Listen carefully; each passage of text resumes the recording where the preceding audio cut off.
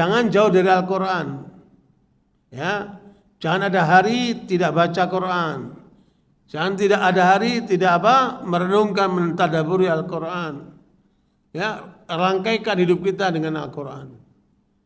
Insya Allah ini cahaya yang mencahayai hidup kita supaya kita tidak dalam kegelapan. Orang kalau jalan dalam kegelapan tidak tahu itu lubang, dia masuk juga. Kan?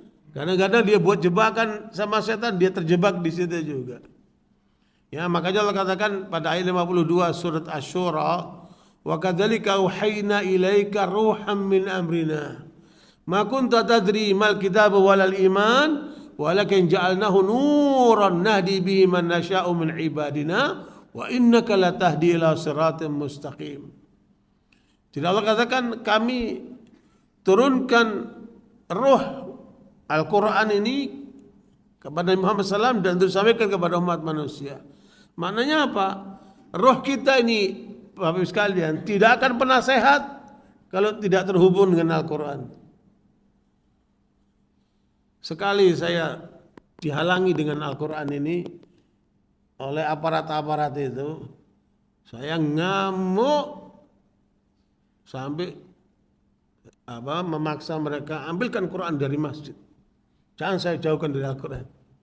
Itu luar biasa, Pak. Jadi terasa hampa ketika kita jauh dari Al-Quran. Makanya terutama yang muda-muda nih ya, Gen Z ini, kamu jangan hanya hip hop apa namanya itu kan? Ya, hip hop, pokoknya kamu jangan jauh dari Al-Quran, ya. Supaya tercerai dirimu, jiwamu itu. Makanya ilmu pengetahuan manusia tidak bisa mendeteksi jiwa, Pak. Roh itu tidak mampu mereka, karena itu di luar nalar manusia, kan? Otak manusia, ilmu pengetahuan itu hanya menggunakan panca indera. Roh ini tidak bisa ditembus oleh panca indera, karena itu rahasia Allah SWT. Dan Allah mengungkapkan rahasia rohmu itu ada di mana? Di Al-Quran ini. Makanya jangan jauh dari Al-Quran. Ya. Heran kita seorang seperti Dale Carnegie ini kan orang pinter tingkat dunia, Pak. Karangannya itu dibaca oleh ilmuwan-ilmuwan tingkat dunia. Ya. Ratusan juta kopi yang orang baca itu. Banyak karangannya, ahli komunikasi. Perusahaan-perusahaan maju itu nggak akan maju kalau nggak pakai ilmunya Dale Carnegie ini, ya. Dan dia tulis buku yang paling terkenal itu How to Influence the People. Bagaimana kalau mempengaruhi orang? Luar biasa, Pak. Kekayaannya melimpah sampai mereka bikin yayasan Dale Carnegie untuk kemanusiaan. Karena apa? Uang yang mengalir dari karya-karyanya itu melimpah luas. Tapi kemana itu Dale Carnegie? Bunuh diri, Pak. Dan ini terjadi di banyak negara maju sekarang ini. Ujungnya itu bunuh diri, Pak. Kosong jiwanya, empty soul.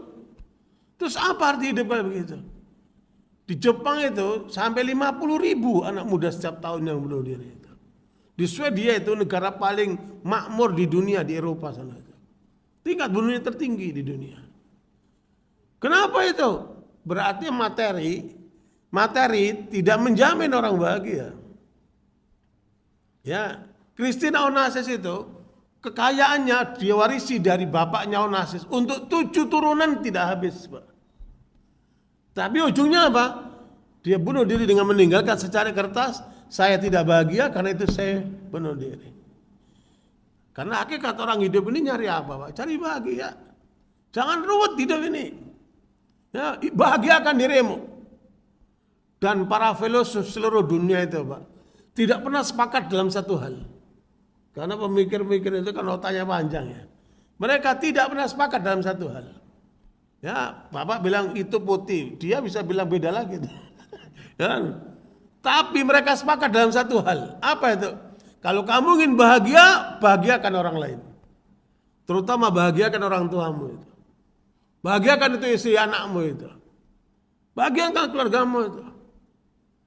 Dan bapak sendiri harus bahagia dulu. Nggak mungkin kita membahagiakan orang lain kalau kita apa? Tidak bahagia. Bahagiakan dirimu dulu. Maka itu satu kesepakatan mereka itu. Makanya manusia hidup itu hakikatnya mencari apa? Mencari kebahagiaan. Apakah mereka dapatkan itu? Kalau tidak mengikuti petunjuk Allah, enggak dapat.